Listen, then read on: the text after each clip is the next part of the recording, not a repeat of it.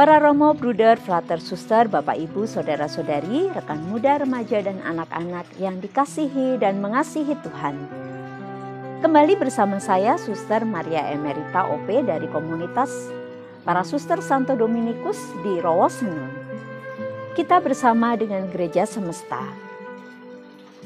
Di hari ini, tanggal 19 Juli 2022, kita memasuki hari Selasa dalam pekan biasa yang ke-16. Hari ini melalui Injil Matius kita mendengarkan bagaimana Yesus mengungkapkan siapakah ibu dan saudara-saudarinya. Mungkin ketika sekilas kita mendengarkan Injil Matius hari ini, seolah Yesus enggan untuk mengakui, bahkan mungkin menolak kehadiran ibu dan saudara-saudarinya yang ingin menemui dia. Ketika Yesus berbincang dengan banyak orang, ibu dan saudara-saudarinya menunggu di luar dan ingin menemui dia. Ketika hal itu disampaikan kepada Yesus, Yesus justru menjawab, "Siapakah ibuku dan siapakah saudara-saudariku?" Dan dengan menunjuk para murid, Yesus mengatakan, "Dialah ibuku, dialah saudara-saudariku. Barang siapa melakukan kehendak Bapanya yang di surga, dialah ibu dan saudara-saudari Yesus." Saudara-saudari yang dikasihi dan mengasihi Tuhan, melalui pembaptisan kita pun telah diangkat menjadi anak-anak Allah.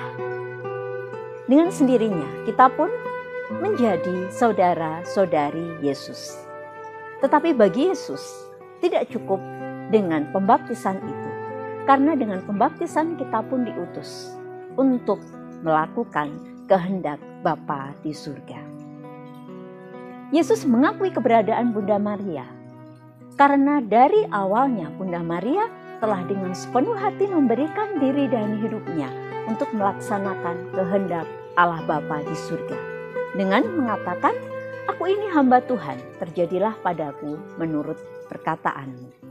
Itulah awal perutusan Maria sebagai Bunda Allah, Bunda Yesus sendiri. Maka hari ini kita diingatkan, bagaimana kita dengan pembaptisan itu, apakah kita sudah sungguh melaksanakan kehendak Allah Bapa di surga? Paling tidak menjadi refleksi bagi kita, apakah hidup kita sungguh sudah mencerminkan hidup di dalam kasih? Apakah hidup kita sudah menjadi pewartaan kasih itu di tengah dunia dan masyarakat kita? Apakah kita juga sudah menjadi saudara satu dengan yang lain? Karena kehadiran sesama di dalam hidup kita adalah kehadiran Kristus yang lain. Kita percaya bahwa di dalam diri saudara-saudari kita, sesama di sekitar kita, ada Kristus di dalam diri mereka. Maka kita diingatkan hari ini untuk terus melaksanakan kehendak Bapa di surga. Hidup di dalam kasih dengan mengasihi sesama di sekitar kita dan juga saling merengkuh satu dengan yang lain sebagai saudara. Jangan menutup mata akan kebutuhan orang-orang di sekitar kita, saudara-saudari kita yang membutuhkan. Karena kehadiran sebagai saudara tentunya hadir di dalam penuh cinta, hadir untuk saling merengkuh, hadir untuk saling mendukung satu dengan yang lain, menolong kesulitan satu dengan yang lain. Semoga hari ini menjadi permenungan bagi kita, agar kita semakin pantas untuk menjadi anak-anak Allah yang telah lebih dulu dikasihi, dicintai oleh Allah sendiri. Maka marilah kita pun hidup untuk berbagi kasih, berbagi cinta di tengah dunia, dimanapun kita diutus, dimanapun kita melayani. Semoga berkat Tuhan senantiasa menyertai langkah hidup kita. Berkah dalam